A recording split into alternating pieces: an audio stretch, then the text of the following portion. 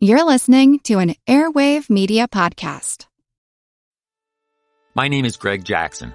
I'm a PhD-holding historian, a professor, and the creator of History That Doesn't Suck, a podcast that makes legit, seriously researched American history come to life through entertaining stories. Join me for a chronological telling of the United States story, from the Revolution to fractious Civil War, tenacious inventors, brave reformers, and more. With more than 100 episodes, you can already binge listen your way from 1776 to the early 20th century. Listen to History That Doesn't Suck on Spotify.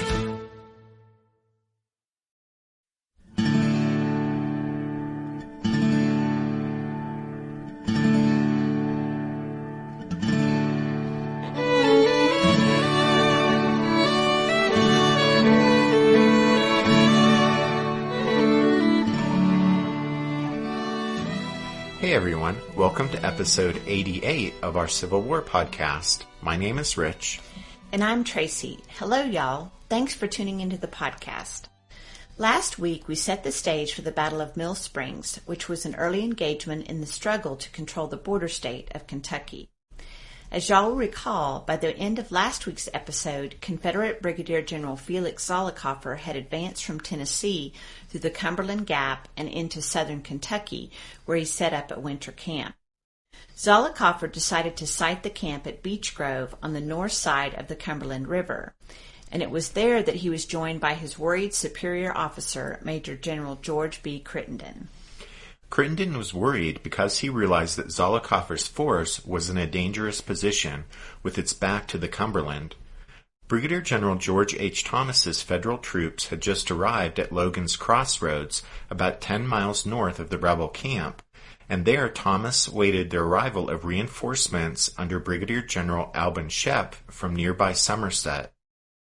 Crittenden wanted to seize the initiative and attack the Yankees before Thomas and Shepp could unite, while the Federals were still divided by the high waters of Fishing Creek. But unknown to Crittenden, Shepp had already managed to get 3 regiments of infantry and some artillery across the flooded stream to reinforce Thomas at Logan's Crossroads, bringing the Federal numbers there up to about 4,400 men. The 5,000 or so Confederate soldiers started to march out of Beech Grove at midnight on January 18, 1862. One of the rebel officers later recalled that, quote, "The night was dark and gloomy. A cold rain was constantly descending, rendering the march extremely difficult and unpleasant," end quote. The road was in a terrible condition, with the mud a foot deep in some places, and it took the Confederates 6 hours to march less than 10 miles and approach Logan's Crossroads. A soldier in the 19th Tennessee said, quote, "The night was dark and cold, and the bitter winds drove the sleet and rain in our faces, yet on we went, plodding in the gloom and mud," end quote. Zollicoffer personally led a brigade, and he took the lead on a miserable march north. The other Confederate brigade, under the command of Brigadier General William Carroll, left camp 30 minutes after Zollicoffer. With Zollicoffer were the 15th Mississippi, 19th Tennessee, 20th Tennessee, and 25th Tennessee. The Mississippians were the only rebel regiment armed with rifled muskets, the other Confederate units being armed with old smoothbore flintlocks. Right. Anyway, then Carroll's brigade consisted of the 17th Tennessee, 28th Tennessee, and 29th Tennessee. Bringing up the rear as a reserve was the 16th Alabama. And then besides some cavalry, 6 cannon also accompanied the Confederate attack force. Because of the weather, the condition of the road, and the troops' inexperience, Crittenden's plan was simple. The Confederates would march north up the Mill Springs Road toward Logan's Crossroads, and when they met with the Yankees, the lead regiments would deploy on either side of the road and attack. At daylight on Sunday, January 19th, the rebel cavalry leading Zollicoffer's brigade ran into the pickets of the 1st Kentucky Cavalry, about 3 miles south of Logan's Crossroads. As the Confederate horsemen appeared out of the mist and a smattering of small arms fire broke the early morning quiet, the Kentuckians slowly fell back northward toward 2 companies of the 10th Indiana, which were posted about a mile up the road. The firing grew heavier as the lead rebel regiment, the 15th Mississippi, slowly advanced northward up the Mill Springs Road, skirmishing with the stubborn Yankee pickets. Amidst the rough forested terrain, with visibility obscured by the fog, both sides often simply fired at muzzle flashes in the distance. Zollicoffer faced only pickets, but his advance up the road was slow and tentative, since as he peered through the fog, the nearsighted Confederate officer was uncertain just how many Yankees he faced. But finally, as the firing picked up in intensity, he deployed his brigade from column into line. Because of the difficult terrain, there was little room to maneuver away from the road, but Zollicoffer managed to form his brigade into two lines. In the first line, he placed the 19th Tennessee on the left, or west side of the road, and the 15th Mississippi on the right side of the road. And then in the second line, the 25th Tennessee moved up behind the 19th Tennessee, while the 20th Tennessee moved up behind the Mississippians. Upon forming up on the rebel left flank, a soldier in the 19th Tennessee noted that, quote, "The balls began passing over our heads pretty fast, with a zip, zip, and they did not seem to be doing any harm, for they were 200 yards away on the hill above us." End quote. Thomas's Federals were encamped in an area spread around Logan's Crossroads, with the 10th Indiana, which had 2 companies out to support the cavalry pickets, positioned nearest the crossroads. When the firing started out on the picket line and the messenger arrived with the news that the enemy army was attacking up the Mill Springs Road, drummers began to sound the long roll in the Hoosiers' camp. I think we've mentioned the long roll before, but I'm not sure we've actually ever said what it was. So the long roll was a long, continuous roll the drummer boys would beat on their drums, and it was the emergency signal for an immediate assembly. The soldiers were to immediately fall in with their arms. When a Civil War soldier heard the long roll begin to sound, he knew that action was imminent. Exactly. So when the long roll began to sound in the camp of the 10th Indiana, the men, some of whom had been cooking their breakfast in the cold rain, grabbed their Enfield rifles and equipment and fell into ranks, and then their commander, Lieutenant Colonel William C. Keyes, marched them down the road at the double quick toward the sound of the rattling musketry.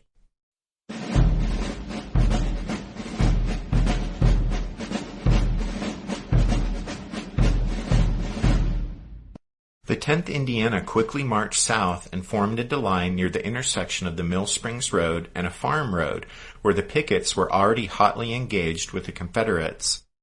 Zollicoffer's tentative advance up the road had given the Hoosiers time to rush forward and support the picket line and stall the rebel drive. One Northern soldier wrote that, quote, "The continual zip-zip of the bullets soon settled the fact that the 10th was engaged in battle." End quote. The 10th Indiana faced the 2 leading Confederate regiments, the 15th Mississippi on the east side of the road and the 19th Tennessee on the west side of the road, so the Yankee soldiers were relieved when reinforcements arrived, even though those reinforcements were just 250 troopers of the 1st Kentucky Cavalry. Dismounting, the cavalrymen formed up on the Hoosiers' left. One trooper said, quote, "Here our cavalry and the Indianans stood shoulder to shoulder and fought the entire rebel force for about an hour." End quote. Despite the fact that they were heavily outnumbered, the 10th Indiana and the troopers of the 1st Kentucky Cavalry held up the rebel advance for so long because the Federals had a good, defensible position while the Confederates had to maneuver over rough, wooded terrain. In the poor visibility, the inexperienced Southern soldiers were also unsure of just how many defenders they faced, and so they advanced cautiously. And the rebels made that cautious advance piecemeal, since once the action was joined, Zollicoffer failed to coordinate the movements of the different regiments in his brigade. Nevertheless, Confederate numbers eventually began to tell, and the rebels slowly advanced, held at bay only by the intense fire of the Yankees' rifled muskets, which were more effective than the Southern flintlocks, some of which would not fire in the rain. But then, as the Federals' position was being outflanked, Lieutenant Colonel Keyes tried to bend back the right side of his line to respond to the threat, but in the chaos of battle and the poor visibility, some members of the 10th Indiana believed a retreat had been ordered, and they started to fall back to the north, which caused considerable confusion. But then, finally, after an hour of fighting, additional Federal reinforcements arrived. In his book, The Battle of Mill Springs, Kentucky, Stuart Sanders explains that, quote, after the battle, controversy erupted over claims that the 10th Indiana had fought alone for nearly an hour. Some officers and other regiments denied the Hoosiers' role during the opening phases of the battle, but evidence indicates that they fought with part of the 1st Kentucky Cavalry for that amount of time. After the war, Keiss indignantly noted that Thomas's official report did not highlight the regiment's role against the rebel vanguard. This report, Keiss claimed, ignored the first hour of the fight because Thomas disliked Manson, the Hoosiers' brigade commander. In addition, Thomas probably failed to note the first hour because it reflected poorly on officers who did not deploy reinforcements in a timely manner. This included Thomas, who did not arrive on the field until at least an hour had passed. End quote.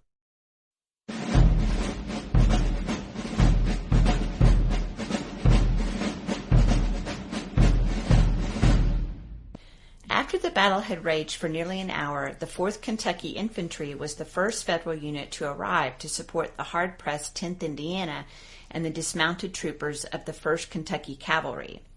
The 4th Kentucky was led by Colonel Speed Fry. Fry was a Mexican War veteran, having raised a company of Kentucky volunteers which saw action at Buena Vista. After mustering out in 1847, Fry resumed his business affairs and was also active in politics. By the time Fry's 4th Kentucky arrived on the battlefield south of Logan's Crossroads, portions of the 10th Indiana were running dangerously low on ammunition, and so some of the Hoosiers withdrew toward their camp, while perhaps 1/3 stayed on to fight with the Kentuckians. As Fry's men positioned themselves along a split-rail fence and took up the fight, the 19th Tennessee, west of the road, continued firing on the Federals, while the 15th Mississippi moved into a ravine east of the Union position, planning to use the wooded hollow to outflank the Yankees. The 20th Tennessee, commanded by Colonel Joel Battle, followed the Mississippians. To strike the Federal defensive position a decisive blow, the Confederate regiments needed to coordinate their assaults, but Zollicoffer placed himself with the 19th Tennessee and failed to seize the initiative or to exercise overall command of his brigade. And then as the individual rebel regiments maneuvered through the fog and the woods and heavy underbrush and down into ravines, they found it impossible to keep their lines intact, and unit cohesion broke down. In fact, the Federals were surprised that the Confederates didn't seem to be able to organize their assaults. One Yankee soldier noted the rebels, quote, were not in fair battle order, but swarmed in the woods like Indians, whooping like savages, end quote. Mill Springs was mostly an infantry fight, since the rough terrain and poor visibility hindered the deployment of artillery. Some Federal cannon fired even though they couldn't see any targets, since it was believed the sound of the big guns firing would boost the morale of friendly troops. At any rate, neither side's artillery played a significant role in the battle. With Mill Springs being an infantry fight, many of the Confederate soldiers found themselves at a distinct disadvantage when the rain rendered their old flintlock muskets worthless. One soldier of the 20th Tennessee recalled, quote, mine went off once in the action, and although I wiped the pan and primed a dozen times, it would do so no more, end quote. Multiple sources testify that the rain made many of the rebels' flintlocks ineffective, but exact numbers are difficult to pin down. Some estimates contend that 1 in 5 of the muskets wouldn't shoot, while others say it was 1/3 or even 1/2. The regiments most affected seem to have been the 17th, 19th, and 20th Tennessee, and some of those soldiers were allowed to go to the rear. Crittenden later explained, quote, it rained violently throughout the action, rendering all the flintlock guns useless. The men bearing them were allowed to fall back on the reserve, end quote. For the Southern soldiers whose lives were put in danger by the inferior weapons, frustration was evident. One Tennessean concluded that if the weather had, quote, been fair, or had we been armed with percussion cap guns, the result of that battle would have been far different. It rained nearly all the time, and our flintlocks would not fire. Our men lost much time in drawing loads from their guns, the powder having gotten wet in the rain, end quote. By the time the battle had raged for approximately 3 hours on the Confederate right flank, the 15th Mississippi and the 20th Tennessee were vainly trying to advance out of the ravine to dislodge the 4th Kentucky Infantry and the 1st Kentucky Cavalry, while on the rebel left, Zollicoffer led the 19th Tennessee against the stubborn remnant of the 10th Indiana. Rain came down and smoke clung to the ground, refusing to disperse. Sometimes units simply fired at one another through the murk, aiming not at enemy soldiers but at the flash of muskets.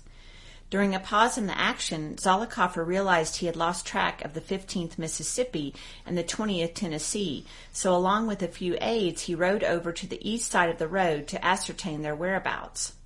Through the dense mist of the rainy morning, the nearsighted Zollicoffer spotted a unit he believed to be the 15th Mississippi, and he was concerned the Mississippians had not only advanced too far and exposed their flank, but that they were also firing on another rebel regiment.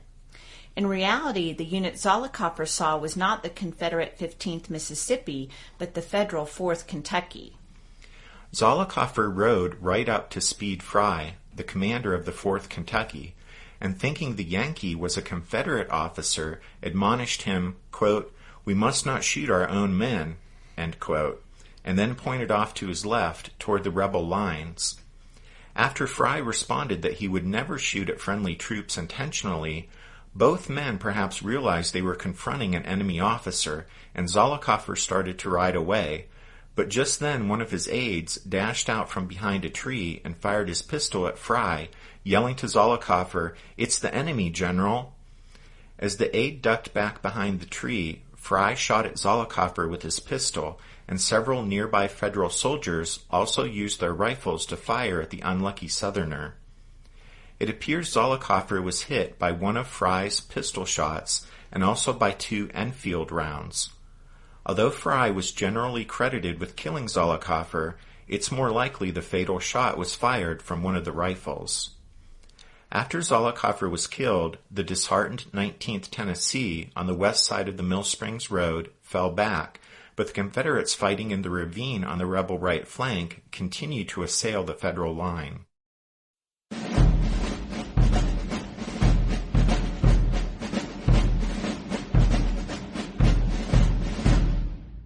Did archaeologists discover Noah's Ark? Is the rapture coming as soon as the Euphrates River dries up? Does the Bible condemn abortion? Don't you wish you had a trustworthy academic resource to help make sense of all of this? Well, I'm Dan Beecher, and he's award-winning Bible scholar and TikTok sensation Dr. Dan McClellan, and we want to invite you to the Data Over Dogma podcast, where our mission is to increase public access to the academic study of the Bible and religion, and also to combat the spread of misinformation about the same. But, in a fun way. Every week we tackle fascinating topics, we go back to source materials in their original languages, and we interview top scholars in the field. So whether you're a devout believer, or you're just interested in a clear-eyed, deeply informed look at one of the most influential books of all time, we think you're going to love the Data Over Dogma podcast, wherever you subscribe to awesome shows.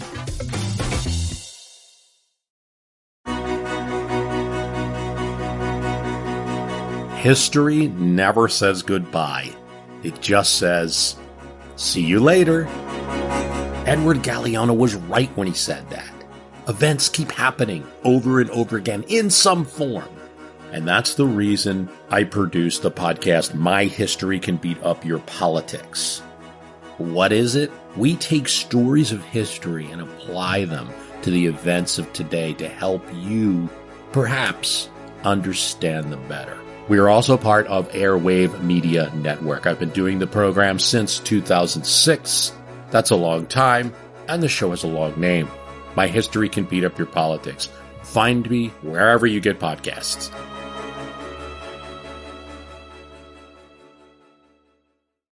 After Zollicoffer was killed, Crittenden placed Colonel David Cummings of the 19th Tennessee in charge of the slain officers' brigade, and ordered Carroll's brigade to come up and join the assault on the Federals.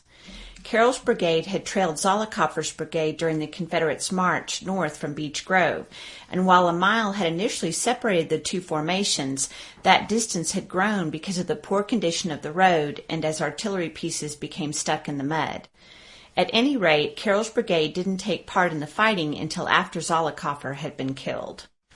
As Carroll's brigade finally moved into the fight, Cummings ordered the 25th Tennessee to continue the assault on the Union right flank, while across the road, the 15th Mississippi and 20th Tennessee advanced out of the ravine and pressed up against the fence defended by the 4th Kentucky. The fighting along the fence was savage. One Kentuckian recalled that, quote, "The combatants were so near to each other at one time that the powder burned their faces and the discharge of their pieces, but the underbrush was so thick that bayonets were of but little use, and a charge could hardly have been contemplated." End quote.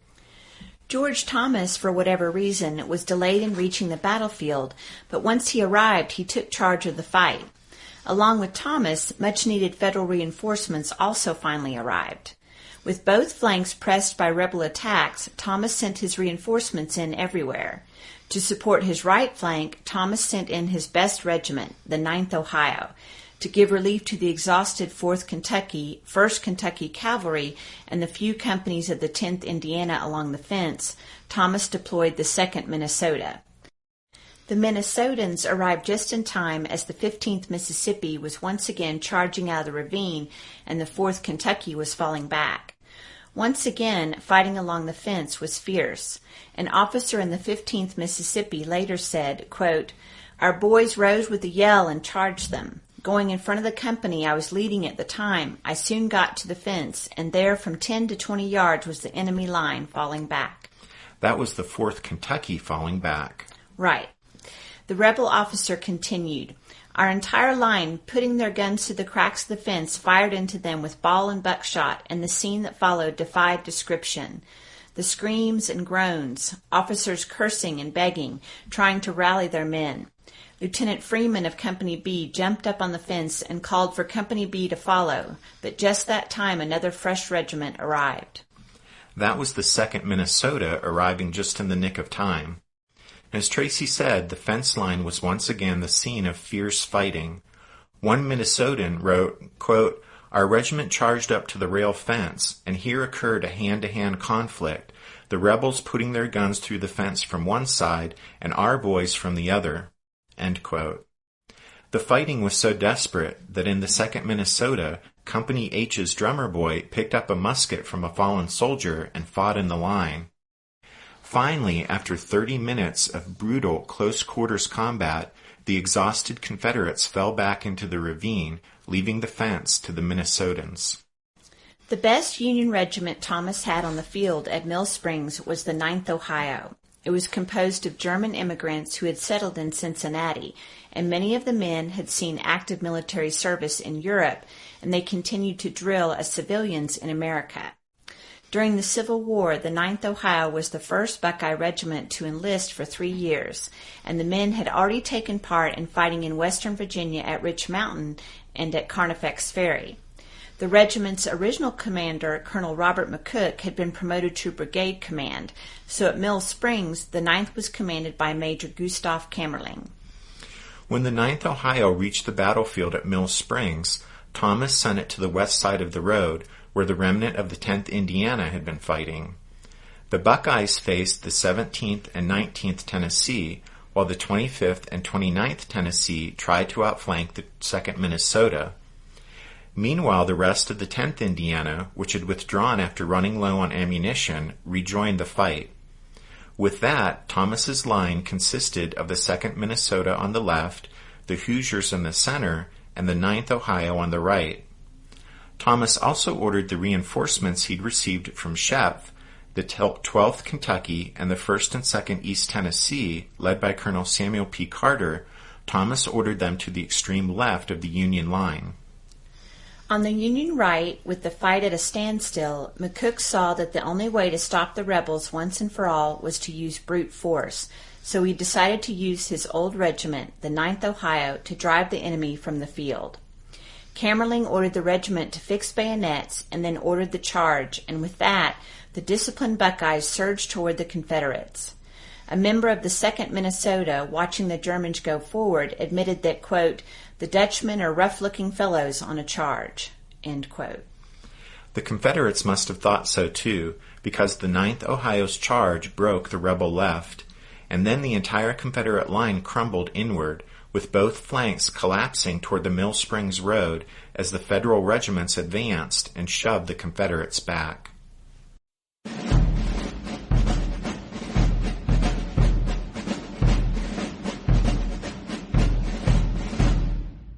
While the 9th Ohio's bayonet charge was the most dramatic part of the breaking of the rebel line, the 10th Indiana, 2nd Minnesota, and Colonel Carter's Kentucky and Tennessee troops all took part in the Yankee onslaught and pushed the overwhelmed Confederates southward. When that final decisive Union advance began, the rebel soldiers were already exhausted after marching all night and then going straight into the fight. And during the battle itself, many of them were frustrated to no end over their next to useless flintlocks, and so when that final Union advance rolled forward, the Confederates couldn't withstand it. One Federal soldier called McCook's charge, quote, "as gallant a charge as was ever witnessed. The enemy could not stand it, but broke and fled in great confusion," end quote. After the battle, a Hoosier wrote to his grandfather, admitting it had been a very hard fight, but saying that at the end the Confederates, quote, "begun to run like turkeys," end quote, which is certainly a vivid word picture. But even the Southern commander admitted the retreat from the battlefield was chaotic. Crittenden reported that, quote, "regiments became confused and broken, and great disorder prevailed," end quote. As the defeated rebels fled the battlefield, they were forced to leave behind many of their wounded. When the pell-mell retreat back to Beech Grove began, W.J. Worsham of the 19th Tennessee carried his wounded comrade, Charlie Clemenson, to the Confederates' makeshift field hospital. Worsham later said, quote, "Poor Charlie was dying when we laid him down. We can never forget the sad, anxious expression of his face as we left him, dying alone, deserted by all whom he thought were friends, left on the cold ground, with naught but the cold rain to wash the sweat of death from his brow," end quote. The battle had lasted about 4 hours, from 6:30 a.m. to nearly 11 o'clock. And then, after the triumphant Union soldiers had refilled their cartridge boxes, that rarest of all Civil War operations began, the pursuit of a defeated foe from the battlefield. The Federals advanced southward in line of battle, which one Union soldier noted was, quote, "safe but slow," end quote. Many of the Federals later wrote about the signs of panic that marked the Confederates' line of retreat.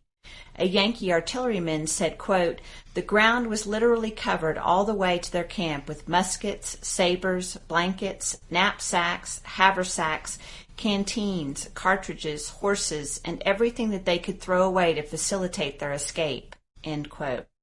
An officer in the 10th Kentucky noted that, quote, "language fails me to describe their total rout. They threw away everything, guns, knapsacks, haversacks, and even their coats," end quote. By the time the victorious Federal troops reached Beech Grove, they were, according to one officer, quote, "powder-besmeared, tired, and hungry," end quote. Finding the beaten Confederates were drawn up inside the incomplete, but still formidable-looking entrenchments that protected their encampment, Thomas placed the Union artillery on a nearby ridge, and from there 16 Yankee guns blasted away at the enemy works. The cannon fire ended at dark, with Thomas planning on assaulting the rebel fortifications the next morning. But while the Federals bedded down as best they could, the Confederates were busy as bees, after Crittenden ordered his men to continue their retreat by crossing the Cumberland. Crittenden made the decision because he had no expectation that come morning his battered, exhausted, and demoralized command could withstand the inevitable Federal assault, so the rebels started to cross over to the south side of the river, using 2 flatboats and a small stern-wheeler steamboat up from Nashville, the Noble Ellis. Most of the supplies, baggage, horses, and mules had to be left behind, but within 6 hours, Crittenden's men had crossed the Cumberland to Mill Springs. The Federals saw the boats going back and forth across the river, but they were unsure what all the activity meant. Speed Fry wrote to his wife saying, quote, "we saw their little steamboat crossing back and forth all night, but did not know whether they were falling back or bringing new regiments to this side," End quote. But the Confederates were indeed falling back. One member of the 19th Tennessee wrote, quote, "We are on the riverbank in one compact mass of excited and confused humanity. Thousands were crowded there waiting, each his turn to get on the Noble Ellis as she crossed and recrossed the river. What a racket and confusion reigned here, and right in the face of the enemy." End quote. As the Federal artillery lobbed shells at the Noble Ellis, some Confederate soldiers waiting on the riverbank decided it was too dangerous to cross the river on the overcrowded little steamboat, so they tried to swim the Cumberland, and a number of them apparently drowned in the attempt. With dawn on Monday morning, January 20th, the Federal soldiers moved forward, prepared to assault the Confederate fortifications at Beech Grove, but they found the enemy camp deserted. Realizing that the Union Army had missed an opportunity to perhaps capture the entire rebel force, Speed Fry asked George Thomas why he hadn't sent over a demand for the Confederates to surrender during the previous night. The Federal commanding officer replied, quote, "Hang it, Fry, I never once thought of it." End quote. One Confederate left a note for the Federals. It read, quote, "We fought you bravely and desperately, but misguidedly. We leave here under pressing circumstances, but do not feel that we are whipped." End quote. But despite such bravado, the Southerners' situation was desperate, and they were fortunate Thomas did not press the Federal pursuit across the Cumberland. Not only had the Confederates lost the battle, but they had few supplies for the retreat to Tennessee. By the time the remnants of Crittenden's broken little army reached Gainsboro, Tennessee, about 75 miles east of Nashville, on January 26th, there had been mass desertions as men slipped away during the grueling and demoralizing march through the barren countryside. On January 20th, Thomas issued a congratulatory order from the, quote, "camp opposite Mill Springs," end quote. And so the Mill Springs name caught on with the northern newspapers, and most historians have accepted that name for the battle. Even as George Thomas congratulated his victorious army, Union soldiers began collecting the wounded and burying the dead. There has apparently been some disagreement over the years regarding the losses each side suffered during the battle, but in one of the appendices at the back of his book on Mill Springs, Kenneth A. Hafendorfer provides a detailed list of the casualties he was able to put together from numerous sources during his research, and he came up with Confederate losses of 136 killed outright, 38 mortally wounded, 255 wounded, 80 captured, and 31 missing. And then his count shows Federal losses as 44 killed outright, 11 mortally wounded, 182 wounded, and 1 captured. The 10th Indiana suffered the most Union casualties, while it appears about 3/4 of the rebel losses came from the 15th Mississippi and the 20th Tennessee. The Federal victory at Mill Springs is often cited as unhinging the right flank of Albert Sidney Johnston's long defensive line across southern Kentucky, but to the disappointment of Abraham Lincoln, George Thomas was unable to follow up the victory at Mill Springs with an immediate advance into East Tennessee. This was due to poor weather and logistical difficulties, and also in consideration of Buell's plan to move on Nashville. Nevertheless, Thomas was rewarded for his success at Mill Springs when he was promoted to Major General of Volunteers in April. Crittenden didn't fare so well. With their hometown hero, Zollicoffer, slain on the field of battle, the newspapers of Knoxville and Nashville took the lead in looking for a scapegoat for the defeat at Mill Springs, and soon the Southern press had judged Crittenden and found him guilty of being an incompetent drunkard who had been unable to command an army on the day of battle or during the subsequent retreat. In his book on Mill Springs, Hafendorfer asks, quote, "But was Crittenden drunk on the 19th of January? Looking strictly at his performance that day on the field, there is no indication that he was. As William Preston Johnston would later write, Crittenden had the evidence of impartial witnesses who saw him on that day, and he was perfectly sober. All evidence then strongly indicates that Crittenden, while having been drinking on the night of the 18th, was not drunk during the battle. However, under the stress of that day's action and the rout of his army, all evidence does suggest that he began drinking again that night upon returning to Beech Grove. After issuing orders for the army to evacuate Beech Grove, Crittenden did little to prepare for and maintain an orderly crossing of the river by his army. In short, there was a lack of leadership during the night of the 19th and on the morning of the 20th. Taking everything into consideration, there is enough evidence to strongly imply that Crittenden had drank some on the night of the 18th, was sober during the battle, but then started to drink heavily on the night of the 19th and continued to do so on the 20th. End quote. Crittenden asked for a court of inquiry to investigate his conduct, but by the end of February no report had been made to the War Department in Richmond, and by that time Crittenden and Carroll were both serving in Albert Sidney Johnston's army, which was preparing to fight the Battle of Shiloh. As the eve of that great battle approached, however, Crittenden and Carroll were both found to be drunk while on duty, and on April 1st they were arrested. A subsequent court of inquiry recommended a court-martial for both officers.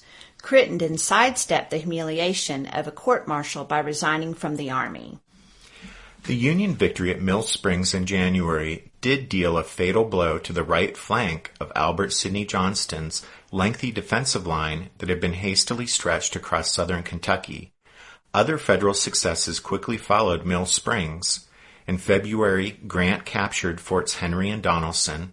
The Confederates then withdrew from Bowling Green and also retreated from Nashville. By the beginning of March, Polk was evacuating Columbus, and so by April the rebels had given up not only Kentucky, but also most of Tennessee to the Yankees. It was to try and reverse that string of defeats, which had started at Mill Springs, that Albert Sidney Johnston on April 6th launched an attack against the Federal force encamped in southern Tennessee at a place called Shiloh Landing. But talk of strategy and of this city falling and that fort being captured can make war seem pretty impersonal.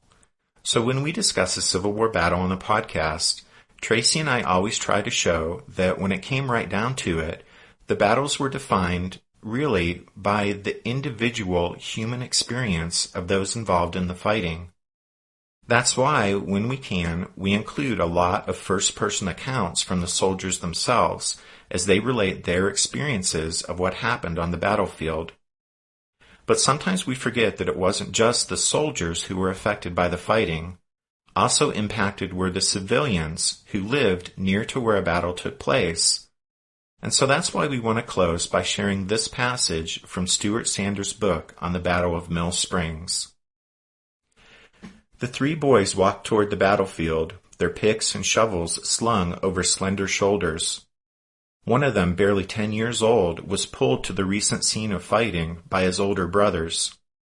As the trio neared the battleground, they passed the abandoned accoutrements of war. Muskets, bayonets, coats, and cartridge boxes lay scattered, thrown away by fleeing soldiers. The boys probably knew little about the fight that had happened near their home.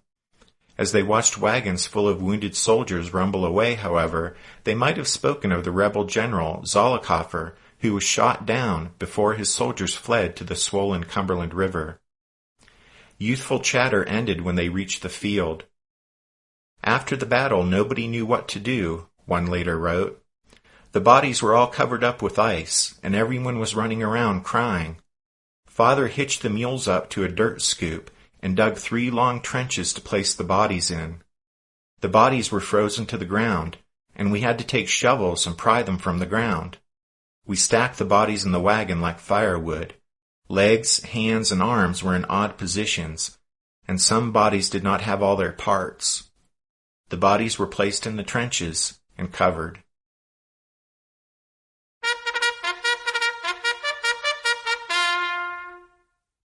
That means it's time for this episode's book recommendation, and our recommendation this time is Mill Springs, Campaign and Battle of Mill Springs, Kentucky, by Kenneth A. Hafendorfer. Hafendorfer's book, including endnotes, is over 600 pages long. Yes, over 600 pages on Mill Springs. So it has everything, and we mean everything, you'd ever want to know about the campaign and battle of Mill Springs, including over 80 maps. So there you go. You can find Haefendorfer's detailed and lengthy tome and all of our book recommendations by visiting the podcast website, which is www.civilwarpodcast.blogspot.com. Don't forget to check out the podcast Facebook site. During the week, between episodes, we try to post some things y'all might find interesting. And we're getting perilously close to 700 likes on Facebook, so don't forget to like the podcast while you're there. And if you're number 700, we'll give you a shout out here on the podcast. Yeah, we appreciate each of those likes. And if you have trouble finding the podcast on Facebook, don't forget that on the website, there's a link that'll take you right to the Facebook page. And so with that, we're going to wrap things up for this show. So thanks for listening to this episode of The Civil War, 1861 to 1865, a history podcast. Next week, we'll stay west of the Appalachians, and we'll start in on Ulysses S. Grant's campaign against Forts Henry and Donelson. So we hope you'll join us for that, but until then, take care. Thanks, everyone. Bye.